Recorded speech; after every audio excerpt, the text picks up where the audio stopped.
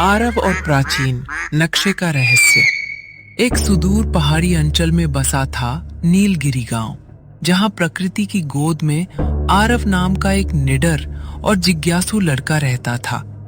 आरव की आंखों में हमेशा एक चमक रहती थी, जो साधारण जीवन से परे कुछ बड़ा करने की चाहत को दर्शाती थी। उसे बचपन से ही बुजुर्गों से पुरानी लोक कथाएं और साहसिक यात्राओं के किस्से सुनना बहुत पसंद था। एक बार गांव के भव्य वार्षिक मेले में, जहां चारों तरफ रोशनी और शोरगुल था, आरव की नजर एक कोने में बैठे एक रहस्यमय बूढ़े व्यापारी पर पड़ी। वो व्यापारी धूल से सने हुए अजीबोगरीब बर्तन और पुरानी चीजें बेच रहा था। आरव की जिज्ञासा उसे उसके पास खींच ले गई।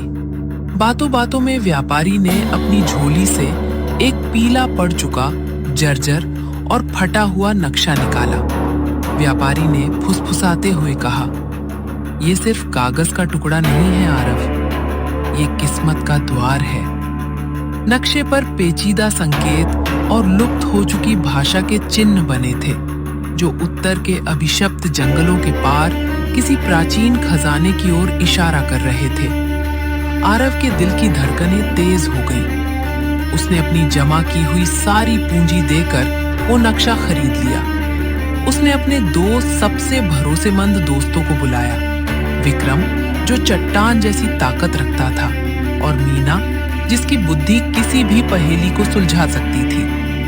तीनों ने मिलकर कसम खाई कि वे इस रहस्य की तह तक पहुंचेंगे। उनकी यात्रा किसी अग्नि परीक्षा से कम नहीं थी। सबसे पहले उन्हें काले जंगल को पार करना पड़ा, जहां सूरज की रोशनी तक नहीं पहुंचती थी और हिंसक जानवरों की दहाड़े दिल दहला देती थी। एक रात जब वे रास्ता भटक गए, तब मीना ने नक्शे के सितारों वाले संकेत को समझकर उन्हें सही दिशा दिखाई। इसके बाद शुरू हुई बर्फीली पहाड़ों की कठिन चढ़ाई, हड्डी कपाने वाली ठंड और अचानक आने वाले बर्फीले तूफानों ने उन्हें लौटने पर मजबूर कर दिया।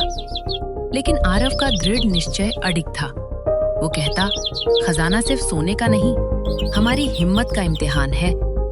अंततः कई हफ्तों के संघर्ष के बाद वे एक छिपी हुई घाटी में स्थित अनंत गुफा के द्वार पर पहुंचे।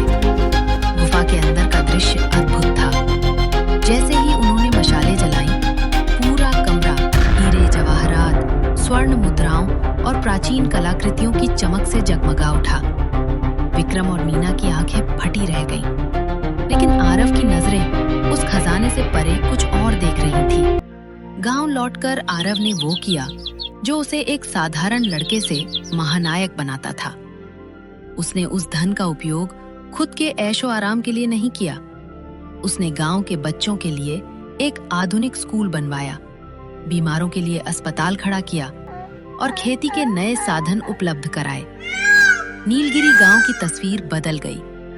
आरव ने दुनिया को सिखाया कि सच्ची दौलत तिजोरियों में नहीं, बल्कि दूसरों के आंसुओं को पोंछकर उनके चेहरों पर लाई गई मुस्कान में होती है।